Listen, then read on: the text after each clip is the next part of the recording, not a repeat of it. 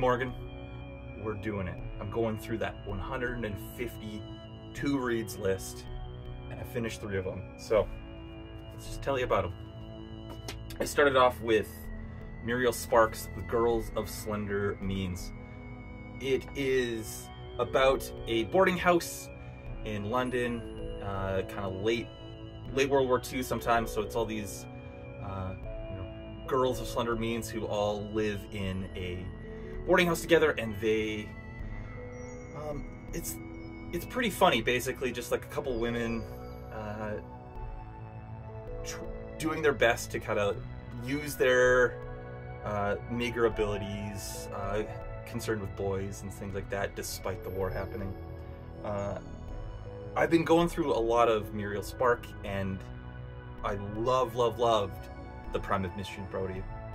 It was so good. So I've been going through the Sparks, and probably this one, Girls of Slender Means, is the closest thing to the level of quality of The Prime of Mystery Brody. So this one kind of did something similar. Muriel Spark has a way of writing characters that she both likes. She loves them, but she also ridicules them, and she thinks they're rife for ridicule and making fun of. But so it's like that kind of funny, really funny dichotomy in Sparks' writing that I find, that these characters that are both kind of buffoons, kind of silly, but she still adores them at the same time. So she has like this really great dichotomy of characters like that. And so this one in particular was the closest to that thing I've been hunting for when I was going through all the Spark. It's really good. Next up, I have The Invention of Curried Sausage by Uwe Timm, if I pronounced that right. Kind of in my German lit vibe. This one's actually really funny because it's a New Directions, but it's a 90s New Directions. Kind of very different than the black and whites you're usually used to seeing. And then they obviously this is kind of the beginning of their change of design. I can't say this book design's great, but the book is pretty good. So it's about a guy who's really fascinated with this woman who has this really interesting food booth on the corner. It's sausage that she sprinkles curried powder on, and he is just kind of going through a bit of like late war German history through this woman recounting her story of how she got this idea. And it's sort of, so the story's framed in a sort of I don't know, something like an Arabian Nights kind of vibe, but recount this woman in the future, in the 80s, kind of recounting this idea of what happened, how this kind of love affair she had with a AWOL German soldier, and her trying to protect him, but using like the metal she got from him, it's very unique horse metal, to trade it, and it kind of like had this sort of like paper clip trading to a house kind of thing, where she had this metal and she traded it for all these other things, this other post-war black market of things that ended up getting her set up to open this food stand. And I really like it because it's not really focused on the war, but focused on like how German people got through it. There's even like a line in the book where he's the character who's like kind of inquiring about this woman. He goes through all these like released Nazi files about, you know, the people that sold her out or something like that. But he was just kind of like, I don't care about this. I care about curried sausage. Like, it's more like the idea of like, I don't care about these recounting of evils. Like, I want to know how about like this like particular thing of how this woman got through the war. So, or like through the time. It was quite strong. So I would recommend that as well. And then I had Max Apple's Zip. Kind of even the plot of this sold me immediately, and I kind of think that this was easily the weakest of the three.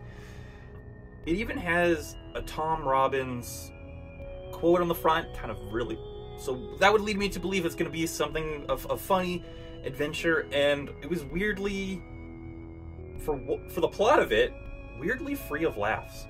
So it's about a Jewish kid who befriends a Mexican boxer and then tries to foster his boxing career, but things go awry. There's all these like characters of J. Edgar Hoover and Jane Fonda kind of factor into it.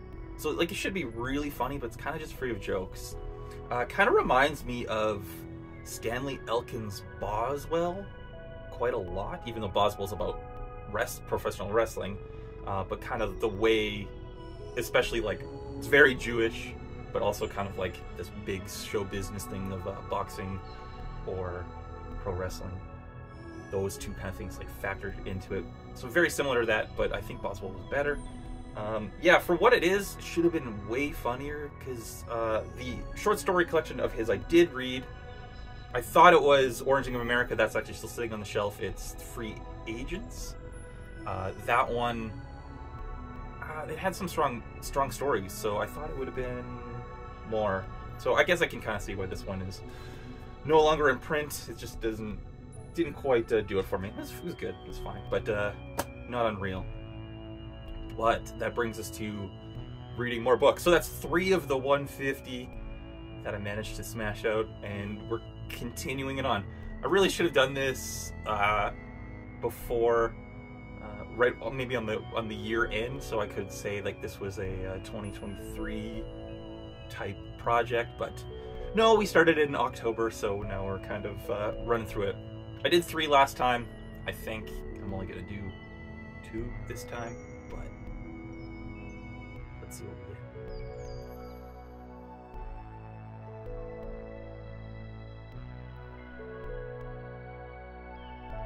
Parnassus on Wheels, Christopher Morley. Whale for the Killing, Farley Mowat. Okay, let's find those. I thought I had that one here. Where are you? There we go, up here. I have a couple of those Melville novella ones up here, so. And I know where you are, down here. Okay, we got our next 2 on the 150 to get through. So, Parnassus on Wheels, kind of a legendary one for, kind of famous for book lovers and people who are book sellers. So, this was one that's been on the list for quite a long time, so I'm actually quite happy to get to it. And this one, I know Farley Mowat's maybe considered a little passé, but this is such a nice hardcover edition that I couldn't let it go. Had to have it on the shelf, and then now it's actually gonna get read. I expect to see it tied to Moby Dick, so thankfully I've read that, so I've got that backing. I'm happy about that. So, I will see you in, I don't know. I'm still reading other stuff, so probably a month or so, but we'll see how I get through these. So if you have copies of either of these, let's read them and get through it. And thank you for joining me again, going through this stack of 150. If you've got a big stack, go for it. Get through them. See you soon.